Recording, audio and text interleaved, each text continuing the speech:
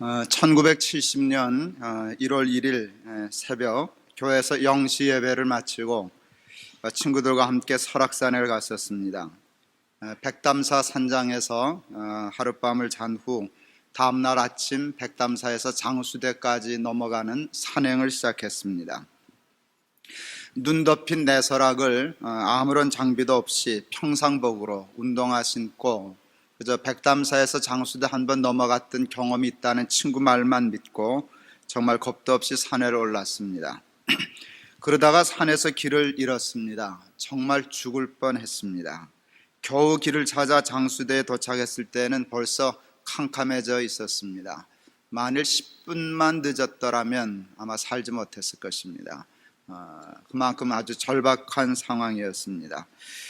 저는 그때 길이 곧 생명이라는 사실을 아주 뼈저리게 깨달을 수 있었습니다. 그때 할 수 있는 일은 길을 찾는 것밖에 없었습니다. 길을 찾으면 살고 길을 찾지 못하면 죽을 수밖에 없었습니다. 저는 그때 예수님이 말씀하신 내가 곧 길이요 진리요 생명이라 하시는 말씀의 진의를 깨달을 수 있었습니다. 저는 이 세상에서의 우리들의 삶이 마치 눈 덮인 내설악과 같다는 생각을 합니다. 길을 찾으면 살고 찾지 못하면 죽는 그와 같은 삶과 같습니다. 우리의 삶에 있어서 가장 중요한 것은 여러분 길을 찾는 것입니다. 그때 길을 잃었을 때 우리는 점심을 먹을 수가 없었습니다. 점심이 없어서가 아니라 점심 먹을 시간이 없었기 때문입니다. 점심 먹으라고 앉아 있었으면 그때 아마 죽었을 것입니다. 먹는 것보다 더 중요한 것이 있었는데 그것은 길을 찾는 것이었습니다. 바른 길을 가면 살고 바르지 못한 길을 가면 바르지 못한 길을 바른 길이라고 알고 잘못 가면 죽고 망합니다. 예수를 믿는 가장 중요한 이유와 목적이 있다면 그것은 길을 찾기 위함입니다.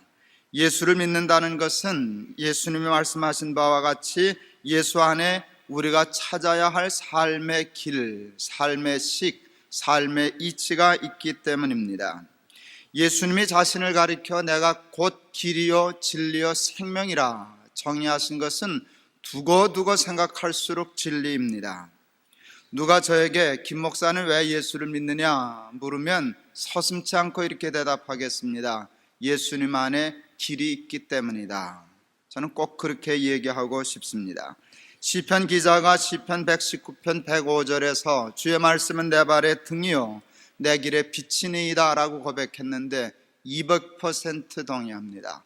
하나님의 말씀은 내 발의 등이고 내 길의 빛입니다. 예수님 안에, 하나님의 말씀 안에 구원의 길이 있고 성공의 길이 있고 승리의 길이 있고 행복의 길이 있고 형통의 길이 있습니다. 여러분, 이 말은 그냥 목사가 직업적으로 하는 상투적인 말이 절대 아닙니다. 저는 예수님과 하나님의 말씀 안에서 그와 같은 길들이 보이는 것이 너무 좋습니다. 근데 참 안타까운 것은 교회에 다니는 많은 분들 중에 예수님과 하나님의 말씀 그 안에 있는 길에 별로 관심이 없는 분들이 있다는 것입니다. 길은 저들의 관심의 대상이 아닌 듯 싶습니다. 길을 찾는 일은 신앙의 목적이 아닌 것처럼 보입니다. 길에 관심 없이 교회를 다니시는 분들 중에는 크게 두 가지 유형이 있는데, 첫째는 예수님에 대한 미신적인 기대를 가지고 교회를 다니는 사람, 둘째는 그냥 교회 생활이 즐거워서 교회 생활을 즐기는 사람으로 나눌 수 있습니다. 예수를 길로 생각하지 않고 부적으로 생각하는 사람들이 참 많습니다. 설마 그렇게 하랴 싶지만 그렇지 않습니다. 그 심리와 삶을 분석해 보면 그냥 주일날 한번 예배를 드리고 와야 차가 안 뒤집어지겠지, 연벌 좀 드리고 11조 깨나 내야 사업이 잘 될 거야, 이런 정도의 생각 갖고 교회 생활하기 참 쉽습니다. 그것은 예수를 마치 부적처럼 생각하는 것이 아니고 뭐겠습니까? 잘못된 것입니다. 뿐만 아니라 여러분, 그냥 교회 생활이 좋아서 다니는 사람도 참 많습니다. 인간은 사회적인 동물이기 때문에 어느 사회인가 속해야 합니다. 근데 여러분, 교회라고 하는 조직과 사회가 그래도 좀 낫습니다. 건전합니다. 다닐만 합니다. 건강합니다. 유익합니다. 그러니까 그냥 교회 생활을 합니다. 그것으로 만족하고 자족합니다. 여러분, 그것은 옳지 않습니다. 교회 생활을 습관적으로 즐기기는 하지만 정작 예수님과 하나님의 말씀, 그 안에 있는 삶의 진리와 이치와 길에 대해서 관심이 없다면 그냥 교회를 다니는 것이지 그것은 절대로 예수를 믿는 것일 수가 없습니다. 여러분은 과연 왜 교회에 다니십니까? 여러분은 왜 높은 뜻 숭의교회를 찾아오셨습니까? 여러분의 신앙에 있어서 그 궁극적인 관심과 기대는 무엇입니까? 정말 예수님 안에는 길이 있습니다. 많은 길이 있습니다. 많은 길이 있는 것이 아니라 모든 길이 있습니다. 모든 것의 길이 예수 안에 있습니다. 장사하는 길이 예수 안에 있습니다. 정치하는 길이 예수 안에 있습니다. 여러분, 자녀를 잘 기르는 길이 예수님 안에 있습니다. 작은 것부터, 정말 눈꽃만큼 작은 것부터 온 우주를 움직이는 진리까지 모든 길이 다 예수 안에 있습니다. 예수 밖에 나가면 길이 없습니다. 다 길인 것 같지만 여러분, 그것은 길이 아닙니다. 여러분, 예수님을 바라보면, 하나님의 말씀을 바라보면 어느 때 이런 생각이 듭니다. 길천지다, 길투성이다, 사방에 길이 있구나, 여기 정말 길이 있구나. 사업하시는 분들이 있으세요? 성경을 읽으세요. 하나님의 말씀을 들으세요. 말씀 속에서 장사하는 법과 식과 길을 배우세요. 딴 길은 길 아니에요. 해보면 알지만 안 됩니다. 됐다면 그건 망하는 길입니다. 그 사람은 죽을 사람입니다. 하나님의 식대로 안 했는데도 형통하다, 그건 죽고 망할 사람이지요. 여러분, 좁은 길이어도 장사를 예수 믿는 식대로 하는 사람이 진짜 예수 믿는 사람입니다. 근데 우리는 그냥 교회 열심히 다니는 사람이 예수 잘 믿는 사람입니다. 봉사만 많이 하면 그냥 믿음 좋은 사람으로 치부합니다. 예, 교회 잘 다니고 봉사 잘하는 것 믿음 없이 될 일은 아니지만 보다 더 중요한 건 장사를 믿음으로 하는 것이 훨씬 예수를 잘 믿는 것입니다. 직장 생활 하나 하는 것, 가정 생활 하나 하는 것을 어떻게 살아야지 묻고, 어디로 가야 하지 묻고, 그것을 성경에서 찾습니다. 아, 여기로 가야 되겠구나, 이렇게 살아야 되겠구나, 아, 이렇게 하면 되겠네 하는 길을 찾아가는 것, 그게 믿음이라고 저는 믿습니다. 예수님은 길입니다. 사람들은 다 그렇다고 말로는 시인합니다. 그러나 예수 믿는다고 하는 사람들조차도 좀처럼 그 길로 가려 하지 않습니다. 길이라고 말은 하면서도 믿지 않기 때문입니다. 이유는 간단합니다. 예수님이 말씀으로 제시하는 길은 좁고 험하기 때문입니다. 세상이 가르쳐주는 길과 식도 있습니다. 세상의 법이 있습니다. 세상식, 세상의 길, 세상의 법은 넓고 쉽습니다. 그래서 사람들은 그냥 그 길을 갑니다. 근데 그건 참 어리석은 일입니다. 고속도로를 운전할 때 보면 내가 가는 방향의 길은 꽉 막혔는데 올라오는 쪽을 보면 텅텅 빈 데가 많습니다. 여러분, 그렇다고 저 길 넓으네 하고 제가 그 길을 가겠습니까? 끝까지 좁은 길을 고집하고 가겠습니까? 좋은 말로 할 때 대답해 보세요. 좁아도 내가 가는 길로 가야지 저 길 넓은데 절로 갈까? 그거는 좀 이상한 사람이 하는 짓입니다. 여러분, 운전하는 사람이 반대길임에도 불구하고 넓다는 이유만으로 그 길을 선택하는 사람은 그건 술 취한 사람 아니면 한 사람도 없습니다. 10시간이 걸리든 20시간이 걸리든 가는 길로만 갑니다. 넓으냐 좁으냐 쉬우냐 어려우냐가 중요한 게 아니라 이 길이 맞냐 틀리느냐가 제일 중요합니다. 여러분, 길을 선택할 때 가장 중요한 것이 맞는 길인가 틀린 길인가 아닙니까? 그런데 왜 사는 데는 그렇게 살지 않습니까? 그 길이 맞는가 틀리는가는 왜 관심 안 가지십니까? 그냥 무조건 넓으냐 좁으냐만 생각하십니까? 여러분, 넓어도 아닌 건 아닌 거고 좁아도 긴 건 깁니다.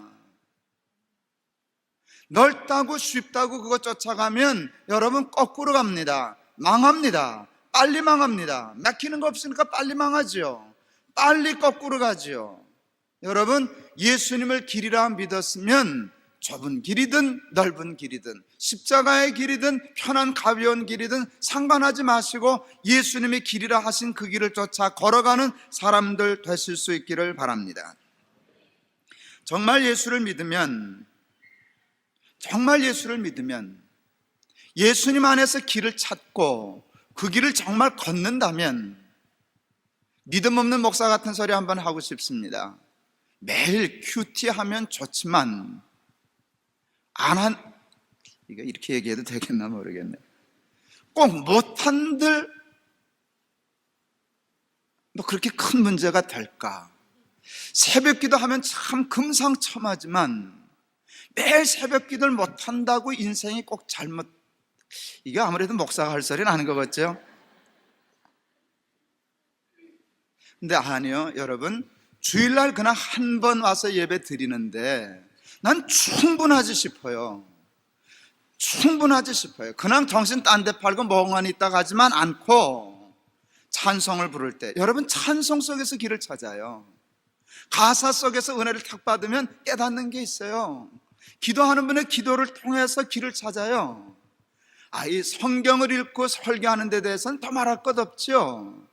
여러분, 한 주일에 하나씩 깨달아 갖고 이게 맞아, 이게 길이야, 한번 가봐야지, 그렇게 해봐야지, 그렇게 마음 먹고 산다면 충분하고도 남지 않을까요? 뭐 인생이 그렇게 복잡하다고. 제가 생각해서 절반 깎아줘도 괜찮겠다, 한 주일은 졸고 한 주일, 두 주일에 한 번씩만 정신 차리고 해도 사는 거 충분할 텐데, 살아보니까 뭐 그렇게 많은 길을 알아야 되는 게 아니더라고요. 한두 가지 길이라도 믿고 가보면 그게 다 적용이 돼요. 예수님의 원칙은 정말 원칙적인 것이었기 때문에 여기에 적용했던 원칙이 저기에도 맞고 저기에 적용했던 것이 여기도 맞기 때문에 마스터키 같은 때가 있어요. 처음에 가기가 힘들어서 그렇지 가보면 마스터키예요. 장사하는 데도 맞고, 아이들 가르치는 데도 맞고, 목회하는 데도 맞고, 죽어서 천당 가는 데도 맞고, 그렇게 복잡하지 않거든요. 그러니까 가지는 않고 밤낮 공부만 해요. 살지는 않고 밤낮 예배만 드려요. 그러지 말고 그냥 조금 예배 좀 덜 드려도 숫자적으로 뭐 매일 성경책 끼고 산다 그래도 일주일에 한 번만 와서 길을 찾아도 길만 얘기하다 하면 충분하지 않을까. 근데 여러분, 사실 그래서 그 길 맛을 본 사람은 걱정하지 마세요. 그러면 그게 재밌어서 매일 들여다보게 돼 있어요. 오늘 또 뭔 길 없나? 무슨 수가 없나? 뭐 좋은 거 없나? 너무 좋으니까 새벽에 기도하게 되죠. 그러나 여러분, 그렇게 안 해도 정말 두 주일에 한 번, 더 깎아드릴게요. 한 달에 한 번씩만이라도 길을 찾고 산다면 인생 살고도 남을 만한 능력이 주 안에 있다고 저는 믿습니다. 그렇다고 또 한 달에 한 번씩만 교회 나오지는 마세요. 잘 사는 길을 찾으려면 여러분, 잘 사는 길을 찾아야 합니다. 그리고 정말 잘 사는 일에 관심을 가져야 됩니다. 욕심을 가져야 됩니다. 난 잘 살 거야. 나는 반드시 잘 살 거야. 하나님의 축복을 따내고 말 거야. 야곱과 같은 마음 가져야 됩니다. 그리 멍텅해서 잘 살면 좋고 못 살면 말지, 여러분, 이런 생각으로 살아서는 안 됩니다. 죽기 살기로 살아야죠. 열심히 살아야죠. 야곱처럼 매달려야죠. 하나님 앞에 매달려서 앉으시면, 환도뼈를 치시면, 환도뼈 아니야, 목뼈를 꺾어 보십시오. 내가 높게 생겼나? 하나님 나 축복하기 전엔 못 넣습니다. 떼쓰고. 그리고 예수 믿어야죠. 잘 살려고 예수 믿는 일인데 왜 그렇게 정신없이 다니세요? 잘 살아야죠. 잘 사는 일에 욕심을 가져야 해요. 소원을 가져야 돼요. 그러려면 어떻게 하면 잘 사나 밤낮 생각해야 돼요. 잘 사는 길이 없나?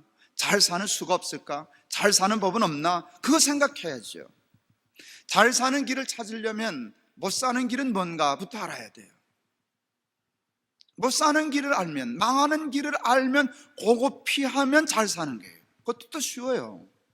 근데 성경은 못 사는 길, 망하는 길을 정확히 가르쳐 주세요.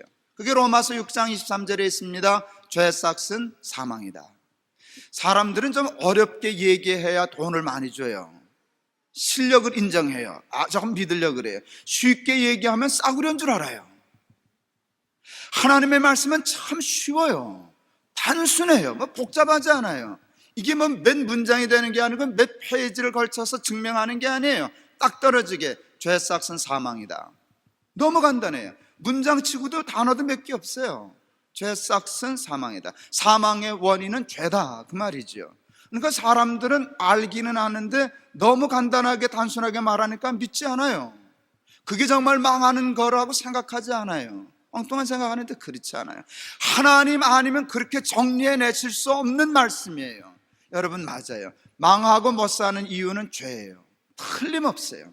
여러분, 이 세상을 그대로 내버려 두고 우리의 마음과 이 세상 속에서 죄와 죄된 마음 하나를 싹 뽑아 옮기면 그날 그 자리에서 천당됩니다. 아무것도 부족함이 없는 완벽한 하나님의 나라가 됩니다. 뭐 다른 것 쫓아 신경 쓸 것, 그래도 뭐 하나 더 있을 텐데 신경 쓸 거 없어요. 죄 하나 뽑아서 딱 옮기면 생명입니다. 구원입니다. 축복입니다. 그러니 성경을 읽을 때 무릎 칠 수밖에 없죠. 아멘 한 번 갖고는 부족하죠. 너무 절묘해요. 어떻게 이 귀한 생명의 진리를 이렇게 한 단어로 딱 끝낼 수 있나? 죄 삭은 사망이다. 그러면 이제 한 가지 더 물어볼 수 있어요.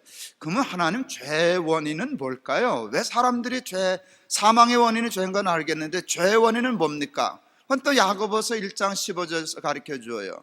욕심이 잉태한 즉 죄를 낳고 죄가 장성한 즉 사망을 낳느니라. 사망의 원인은 죄고 죄의 뿌리는 욕심이니라. 또 무릎 쳐야죠. 참 하나님이 이렇게 쪽집게라는 말을 무당에게 써서 참 하나님께 쓰기가 참 죄송하지만 정말 하나님은 쪽집게 중에 쪽집게예요. 그렇게 정확하게 뽑아내실 수가 없어요. 뭐 구차한 설명이 필요 없어요. 생각해보면 맞아요. 욕심이 없다면 죄를 짓겠어요? 이게 욕심 때문이구나. 그렇게 하면 알아요. 그렇게 하면 이제 길이 보이기 시작하는 거예요. 잘 살려면 죄와 싸워야 되는구나. 죄와 싸우려면 여기저기 뛰어다니지 말고 내 속에 있는 욕심과 싸워야 되겠구나. 이게 삶의 방향이 생긴 거예요. 예수 믿는 일은 욕심과 싸우는 것이에요. 죄와 싸우는 것이에요. 그리고 내가 못 이기니까 예수님의 십자가까지 붙잡는 것이에요. 그 예수의 십자가를 붙잡는 모든 일에 결국은 죄의 문제를 해결하기 위하며 욕심의 문제를 해결하는 줄 믿습니다. 욕심과 싸우려면 전략이 필요해요. 모든 욕심을 다 쫓아다니면 허기져서 못 싸워요. 욕심의 오야붕을 꺾으면 돼요. 여러분, 야인 시대 보니까 오야붕 꺾으니까 그냥 되대요. 그 졸개들하고 일일이 결투할 필요 없어요. 대장을 딱 꺾으니까 그냥 접수되던데요. 전 그거 보면서 저게 원리다. 죄와 욕심과 싸울 때도 죄의 오야붕이 있어요. 대가리가 있어요. 윗대가리가 있어요. 아예 싸울 바에는 그놈하고 붙잡고 생사를 거는 거예요. 그리고 그걸 꺾으면 모든 죄에 대한 욕심을 제어할 수 있어요. 생각해 봤습니다. 욕심의 오야붕이 뭘까? 욕심 중에 가장 윗대가리가 되는 게 뭘까? 뭐를 꺾으면 다른 욕심들은 순식간에 다 물리칠 수 있을까? 여러 가지 얘기할 수 있지만 크게 두 가지로 정리가 되었어요. 하나는 돈에 대한 욕심, 또 하나는 자리와 명예에 대한 욕심. 제 말 맞을걸요? 이 두 가지 욕심을 제어한다면 그 다음의 것들은 졸개들이죠. 그 다음엔 돈 주고 욕심 내려도 돈의 욕심을 버린 사람이 무슨 욕심을 내겠습니까? 이름과 명예와 자리에 대한 욕심을 극복한 사람이 뭐 크게 죄질 일이 있겠습니까? 그거 욕심의 대가리들, 그 두 놈만 한번 잡아보자. 주유소 습격 사건 비디오 테이블 집에서 봐서 애들이 가서 거기 유호성이라고 하는 탤런트가 아주 코믹하게 하는데 나는 한 놈만 패 그러더라고요. 나무떼기 들고 때려도 한 놈만 팬다고 왔다 갔다 안 하고 그러면서 그렇게 웃기던데, 이 설교 준비하면서 그런 생각했어요. 나도 한 놈만 패야 되겠다. 그래서 끝장을 내는 거예요. 그리고 평생 하나님 앞에 붙들고 그 욕심과 싸우기 위하여, 죄와 싸우기 위하여, 히브리서에 있는 말씀대로 하면 피 흘리기까지 싸우는 것이 우리의 신앙인 줄 믿습니다. 싸우면 승리합니다. 왜냐하면 하나님이 그것을 기뻐하시기 때문입니다. 저는 이제 앞으로 한 또 두세 주에 걸쳐서 돈에 대한 욕심, 명예와 자리에 대한 욕심에 대한 설교를 하려고 합니다. 돈에 대한 얘기도 할 것이고 자리에 대한 얘기도 하려고 합니다. 오늘은 명예와 자리에 대한 얘기를 먼저 시작하려고 합니다. 저는 해마다 코스타라고 하는 해외 유학생들을 위한 집회에 참석합니다. 92년도 처음 워싱턴과 LA에서 있었던 미국 코스타에 참여하고 너무 좋아서, 그때 동안교회 부임한 지 1년이 채 되기 전이었는데 첫 여행이라고 공항까지 쫓아나오고 환영해 주신 장로님들한테 인사도 못하고 첫말이, 장로님들 나 해마다 갈랍니다. 나 해마다 코스타 보내주세요. 그렇게 얘기했어요. 그래서 그걸 그냥 받아주셔서 10년 동안, 11년 동안 해마다 갔습니다. 해마다 4나라를 쫓아다녔어요. 목회하는 목사가 4나라를 가는 게 쉽지는 않지만 한 번 가면 2나라를 돌아서 오니까 2번을 가는데 결국은 4주일을 가는 셈이었어요. 그것은 저한테 굉장한 일이었습니다. 그게 좋아서 10년을 하루같이 열심히 쫓아다녔습니다.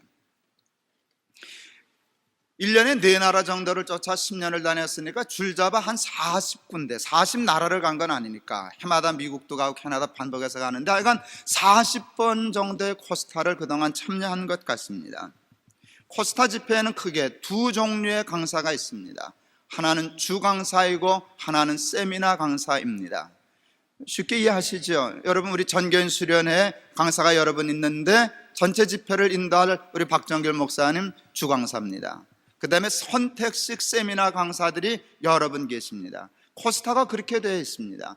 주 강사란 아침 집회든 또 무슨 간증 시간이든 저녁 설교 시간이든 전체 학생들을 놓고 설교하거나 강의하는 사람을 주 강사라고 하는데 하나가 아니고 몇 분 정도 됩니다.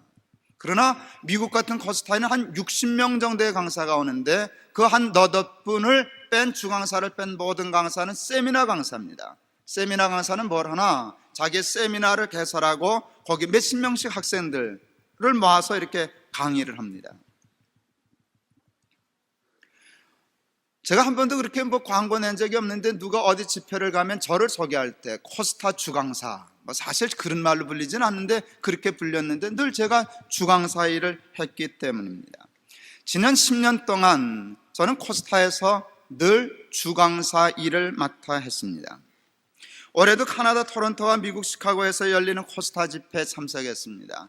캐나다 토론토 집회에는 저녁 집회 사흘을 제가 맡아 했으니 또 역시 주강사로 갔었습니다. 그런데 미국 집회는 그냥 세미나 강사로만 참석했습니다.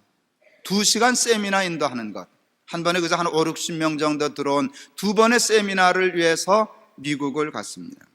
지난 11년 동안 미국 코스타에 모두 9번 참석했는데 세미나 강사로만 참석한 것은 이번이 처음이었습니다. 미국도 처음이지만 하여간 이 나라 저 나라 한 40여 번 가는 모든 코스타 집회에 세미나 강사로만 간 것은 이번 미국 집회가 처음이었습니다. 혹시 사람들 중에는 제가 이번에 주강사가 아니기 때문에 미국 집회는 아마 참석하지 않을 거라 생각하는 분이 있었는지 모르지만 또 솔직히 말씀드려서 제 마음속에도 주강사도 아닌데 세미나만 하려고 미국까지 갈까 하는 생각이 있지 없었던 것도 아니지만 저는 그냥 미국 집회에 참석하기로 했습니다. 세미나 2번만 강의하고 모든 시간을 학생들과 똑같이 모든 집회에 참여하여 설교를 듣고 강의를 들으며 보냈습니다. 솔직히 낯설었습니다. 언제나 단에 서서 전체를 향하여 설교를 하던 사람이 자리에 앉아서 학생들과 같이 다른 목사의 설교와 강의를 듣는다는 게 저는 무척 생소했습니다. 저도 벌써 코스타에서는 고참이 되었습니다. 그냥 고참이 아니라 거의 왕고참 수준이 되었습니다. 후배 목사님들이 주강사가 되어서 집회를 인도했습니다. 근데 여러분, 참 이상하게도 제가 주강사가 아닌데도 학생들은 아무런 문제 없이 큰 은혜를 받았습니다. 여러분은 웃으시는데 나는 이게 도무지 이해가 안 갔어요. 야, 내가 주강사가 아닌데 어떻게 쟤네들이 저렇게 은혜를 받나? 이렇게 얘기하면 야, 우리가 참 한심한 목사를, 내가 너무 솔직해서 그렇지만 다 그렇습니다. 저는 정말 그게 이상했어요.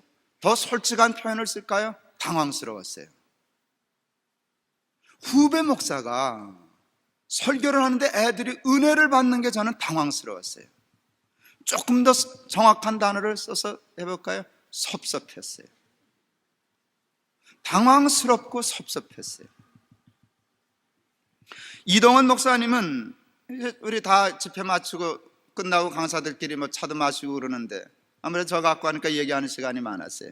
이 목사님 그러시대요. 이 목사님도 그 후배 목사가 40간 넘은 목사가 그렇게 전체 집회를 잘 주강 사회를 잘하는 걸 보고 애들이 은혜를 받는 걸 보고 애들이 예수를 영접하는 걸 보고 너무 좋으셔서 야, 김 목사 우리 은퇴해도 되겠다.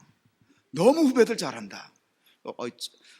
이 목사님 내가 자기하고 같은 줄 알아. 난 몇 년 아래인데 지는 그만두지. 나는 아직 몇 년 더 가야 되는데 같이 그냥 도매금으로 끌고 가려고 그러셔. 이제 그런 생각을 하면서 웃었는데요. 이분 참 훌륭한 분이구나. 나는 그게 당황스러운데, 나는 조금 섭섭한데 이분은 후배가 잘해주는 게 너무 좋아서, 너무 감사해서 야, 김 목사 우리 은퇴해도 괜찮겠다. 아무런 문제 없다. 자기는 은퇴하지 난 아직 좀 멀었는데 그렇게 생각했어요. 그 이야기를 들으면서 참 우리 목사님 훌륭하다. 정말 훌륭하시다 생각했어요. 저도 머리로 그렇게 생각해요. 그게 옳다는 거 알고 있어요. 그러고 싶어요.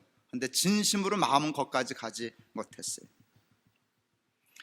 그러나 그럼에도 불구하고 저는 이번 미국 코스타가 제게 제일 은혜스러웠습니다. 어느 집회보다도 나 자신과의 싸움이 컸던 집회였기 때문입니다. 그러면서 마음속으로 매우 중요한 결정을 내렸습니다. 그것은 앞으로 이왕 이렇게 시작한 거 앞으로 가능한 한 주강사 자리는 후배들에게 내어드리고 세미나 강사로 오라 그럴 때까지 열심히 가야 되겠다. 그와 같은 생각하는 것을 절대 쉽지 않았지만 결국 그와 같은 생각을 하고 결심을 하고 하나님께 마음으로 약속할 수 있었어요. 하나님, 나 그냥 세미나 강사만 해도 열심히 올게요. 열심히 올게요.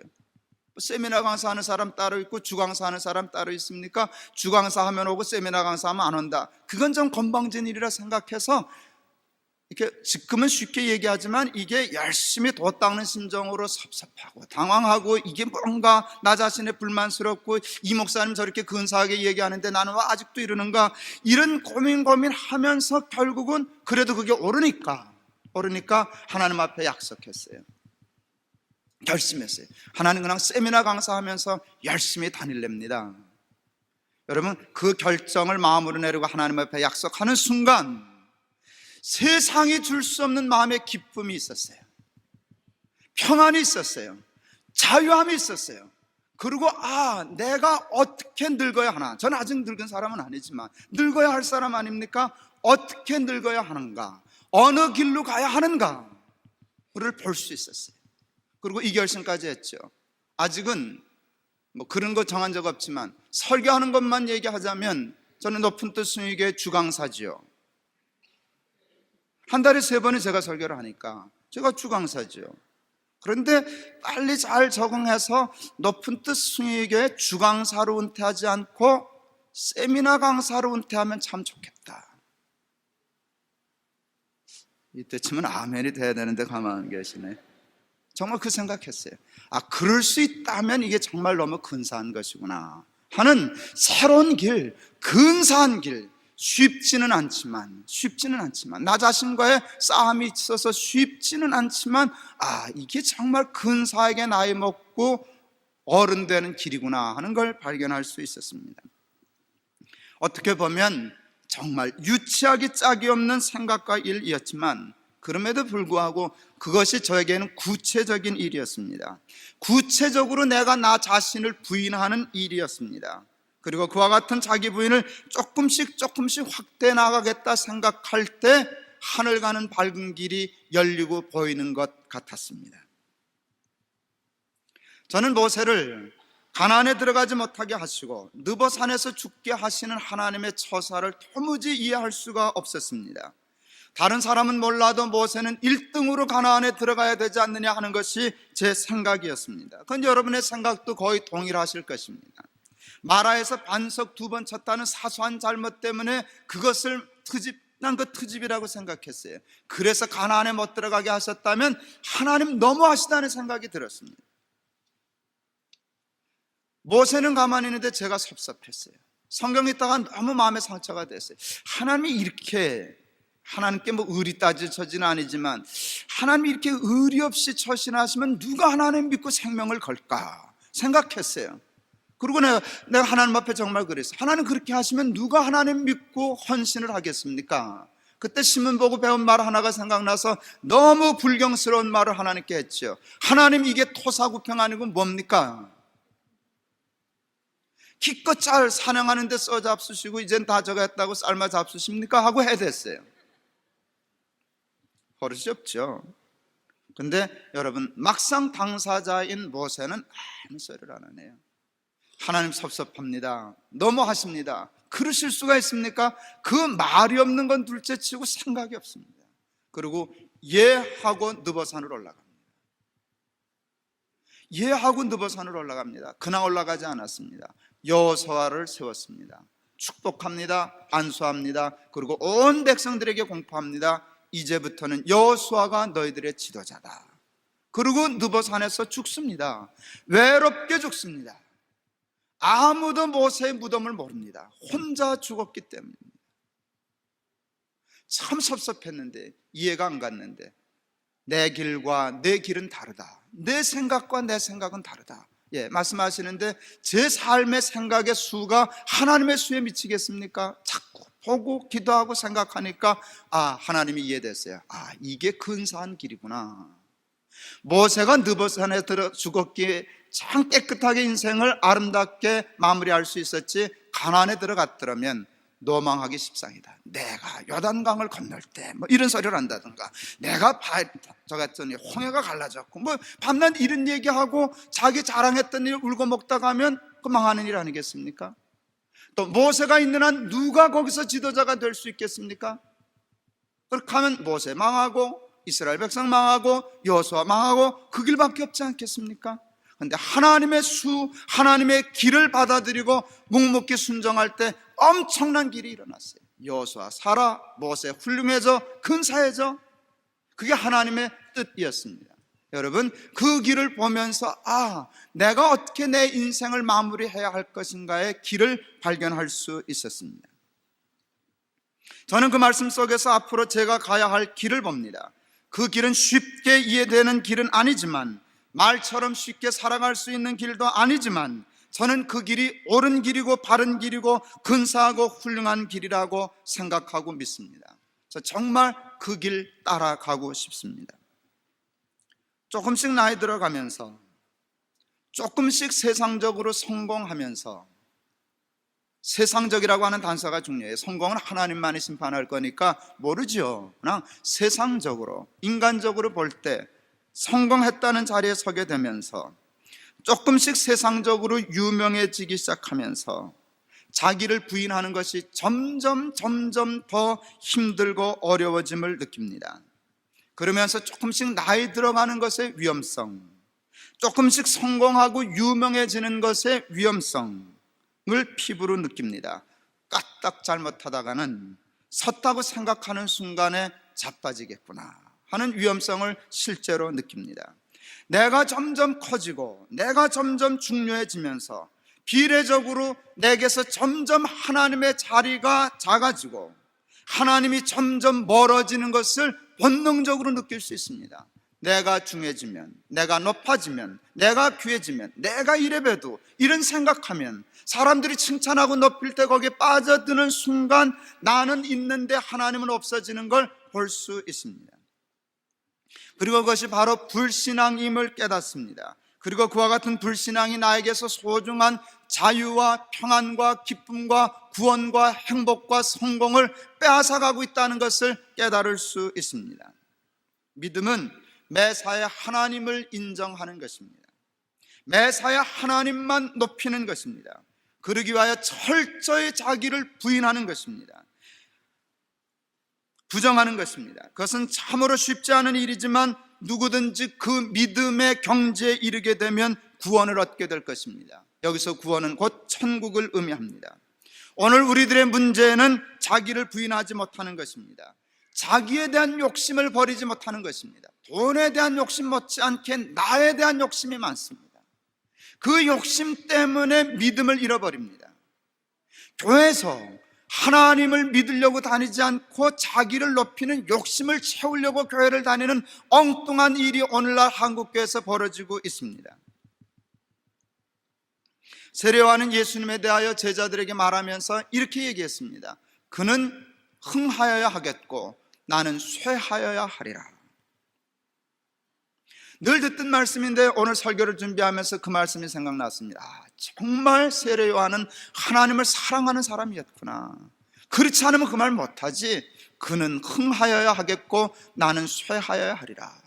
난 높은 뜻 순위교회 목사인데 주일마다 교인들에게 하나님의 말씀을 가르치고 설교하는 목사인데 과연 나 하나님 앞에 그 말 할 수 있을까? 하나님은 흥하셔야 하겠고 나는 쇠하여야 하리라. 저는 그거 아직 안 돼요. 그거 못하겠어요. 저는 제 아이들을 사랑합니다. 제 아이에 대하여 저는 진심으로 이렇게 얘기할 수 있어요. 그는 흥하여야 하겠고 나는 쇠하여야 하리라. 그럼 여러분, 제가 멀쩡한 내가 자식을 놓고 그는 쇠하여야 하겠고 나는 흥하여, 이게 말이 안 되죠. 정신 나간 아버지 아닌다면 할 말이 아니죠. 나는 정말 기쁨으로 자식이 흥하게 되는 일을 위해서라면 나는 쇠해도 좋다. 그는 흥해야 하겠고 나는 쇠하여야 하리라. 그거는 문제 없습니다. 이유는 간단합니다. 내가 내 자식을 사랑하기 때문입니다. 여러분, 믿음은 사랑입니다. 하나님을 믿는다는 것은 곧 하나님을 사랑하는 것을 의미합니다. 정말 입으로 주여 주여 하는 것이 아니고 정말 하나님을 믿는다면 천국의 열쇠가 걸려있는 믿음이란 하나님을 사랑하는 것입니다. 하나님을 사랑하면, 사랑하는 그를 위해서라면 나는 쇠하여도 좋다. 나는 부인해도 좋다. 나는 없어져도 좋다. 우리 하나님만 영광 받으시면 된다. 그게 정말 믿음 아니겠습니까? 그냥 교회 다니는 거 요만한 믿음도 아닌 믿음입니다. 하나님 사랑해서 그는 흥하여야 하시겠고 나는 망해도 좋습니다. 나는 느보산에도 죽어도 좋습니다. 나는 그냥 세미나 강사하다 끝내도 좋습니다. 여러분, 그 마음 가질 때 그게 믿음 아니겠습니까? 그리고 그것을 믿음이라고 놓고 그 믿음을 통하여 보세요. 제가 그 믿음을 갖게 되면 저 괜찮겠죠? 좋은 목사 되겠죠? 인생 훌륭하게 마무리 지을 수 있겠죠? 그게 하나님이 보여주신 길입니다. 그 길이 비록 좁아서 그렇지 내 욕심 때문에 가기가 어려워서지 가면 근사합니다. 가면 반드시 그 구원을 이룰 수 있습니다. 근데 여러분, 그 구원의 길을 버리고 엉뚱하게 놀려서 내가 누군데, 내 자랑하고 내 자리 없어, 내 권력 없어, 그리고 나 생각하고 하나님 잃어버리고 살면 말짱한 일입니다. 저는 그 믿음으로 하나님을 믿는 사람이 되고 싶습니다. 저는 사랑하는 여러분들도 다 그 같은 믿음으로 하나님 잘 믿는 사람 되실 수 있기를 바랍니다. 우리 높은 뜻 숭의교회는 벌써 큰 교회가 되었습니다. 사랑하는 여러분, 큰 교회는 구조적으로 약하고 위험한 부분이 많습니다. 그것은 교회 안에 필연적으로 생기는 세상적인 자리와 권력 때문입니다. 사람이 많아지면 권력이 많아집니다. 사람이 많아지면 돈도 많아지고 돈도 많아지면 권력도 많아집니다. 자리가 생깁니다. 높은 자리 생기고 힘 있는 자리가 생깁니다. 이게 큰 교회, 대형 교회의 구조적인 취약점이라고 얘기할 수 있습니다. 누구도, 목사도, 장로도, 집사도, 교인도 그와 같은 권력과 자리에 돈에 대하여 초연하기란 쉽지 않습니다. 그러나 우리들이 그와 같은 쓸데없는 것에 욕심을 부리기 시작하면 그 순간부터 높은 뜻 숭의교회는 더 이상 저와 여러분들에게 축복의 기관이 될 수 없습니다. 오늘날 많은 교회들이, 특별히 많은 대형 교회들이 바로 그와 같은 면 때문에 타락하고 있습니다. 추락하고 있습니다. 몰락하고 있습니다. 부패하고 있습니다. 생명력을 잃고 있습니다. 그와 같은 점을 우리 높은 뜻 숭의교회가 재현해서는 안 될 것입니다. 2년이 되었는데 아직 교회 조직을 손대지 않습니다. 최소한의 조직은 해야죠. 장로님들도 세워야죠. 집사님들도 세울 겁니다. 그런데 그게 두렵습니다. 그게 두렵습니다. 또 장로 선거하자면 또 피 터지게 싸울까? 내가 장로를 해야지. 그래서 높은 뜻 순위교회를 좀 움직여야지. 그런 사람이 장로 되면 그도 불행하고 교회도 불행한데, 근데 그걸 막는 일이 좀처럼 쉽지 않은데. 생각이 참 많습니다. 우리 주보에 보면 기도할 때 전에 다니시던 교회에서 장로님 하신 분들도 계시고 집사님 하시는 분들도 계시고 다 알지만 그냥 성도라고 그럽니다. 얼마나 좋은지 모르겠어요. 다 성도지. 어느 교회를 가니까 여러분 의자석에다가 장로석이라고 써놨더라고요. 내가 설교하다가 시비 걸었죠. 여기는 예배 중에도 당회하나요? 네, 그랬어요. 그게 무슨 감투가 됐어요. 자리가 됐어요. 다른 사람 집사는 감히 앉지 말아라 그러면 장로님들만 앉아요. 세상에 그런 예배당이 어디 있습니까? 그게 벌써 한국교회가 망하는 망조 아닙니까? 그런 일을 우리 높은 뜻 순위교회가 또다시 재현하면 어떡합니까? 그렇다고 장로를 세우지 말까요? 그러면 돌아가지 않아요. 장로가 해야 할 일이 있으니까 누군가는 장로가 되셔야 해요. 누군가는 집사가 돼야 해요. 누군가는 부장이 돼야 해요. 그러나 여러분, 애들 말로 그 영양가도 없는 자리, 책임 때문에는 해야 되지만 그 권력, 자랑, 이름 때문에는 전혀 관심 없는 높은 뜻 순위교회 교회는 한번 대보면 어떻습니까? 버리고 오셨잖아요. 예수 믿으려고. 근데 왜 여기서 또 붙잡으려고 그럴 거 뭐 있어요? 맡겨주시면 몇 년 하겠습니다. 그리고 그냥 나 성도 하겠습니다. 평생 교회에서 예수 잘 믿는 데 신경 써서 우리 목사는 마음 좋아가지고 한 주일은 졸고 한 주일 건너 한 번씩만 은혜 받아도 잘 산다 하는데 내 예배 잘 드리면서 우리 목사 마음 좋아가지고 주일날 한 번만 해도 충분하다 그러는데 매일 성경 읽으면서 길 찾으면서 나 그 길 걸어가는 믿음의 사람 되고 싶습니다. 이거 한번 인생 걸만한 일 아니겠습니까? 꼭 주강사 하셔야만 되겠습니까? 꼭 장로 하셔야만 되겠습니까? 꼭 여러분이 권력을 잡으셔야만 되겠습니까? 꼭 여러분들이 뭔가 좌지우지하는 영향력을 끼치셔야만 되겠습니까? 아니요, 그렇지 않아요. 여러분 없어도 높은 뜻 순위교회 아무런 문제 없습니다. 김동호 없어도 교회 됩니다. 그렇게 돼야 또 좋은 교회입니다. 우리는 그저 하나님 믿다가 영광스럽게 그 길 쫓아 살다가 하나님 나라에 가는 것이고 늘 하나님만 높임을 받고 하나님만 영광을 받는 좋은 교회 하다 가는 것이 우리가 이 시대에 해야 할 가장 중요한 일인 줄을 믿습니다. 말씀 마치려고 합니다. 사랑하는 교회 여러분, 믿음은 자기를 부인하는 것입니다. 욕심을 버리는 것입니다. 돈에 대한 욕심 버리는 것입니다. 나에 대한 욕심을 버리는 것입니다. 그 주인을 하나님으로 인정하는 것입니다. 돈의 주인 하나님입니다. 내 삶의 주인 하나님입니다. 하나님은 흥하셔야 하겠고 나는 쇠하여야 할 것입니다. 이 믿음 가지고 살아가는 저와 여러분 다 되실 수 있기를 바랍니다. 만일 여러분들이 그 믿음을 소유할 수 있게 된다면 틀림없이 여러분들은 그 믿음과 함께 천국의 열쇠를 소유하시게 될 것입니다. 제가 미국 코스타 집회에서 앞으로 열심히 세미나 강사해야지 결심하는 순간 아까도 말씀드렸지만 제 마음속에 주체할 수 없는 기쁨과 평안과 자유함이 있었습니다. 그 기쁨과 평안과 자유는 천국 안에서만 누릴 수 있는 기쁨과 평안과 자유함이었습니다. 믿음은 천국의 열쇠 맞습니다. 그 작은 믿음 하나가 그 순간 내 마음에 천국을 열었던 것을 기억하고 간증할 수 있습니다. 그 믿음으로 천국의 삶을 함께 살아가는 저와 여러분들이 다 되실 수 있기를 바랍니다. 기도하시겠습니다. 하나님, 우리 높은 뜻 순위교회 교인들 제발 예수 잘 믿는 사람들 되게 하여 주옵소서. 부적 같은 신앙 갖지 않게 하여 주시옵소서. 그냥 교회 생활을 인간적으로 즐기는 사람도 되지 않게 하여 주옵소서.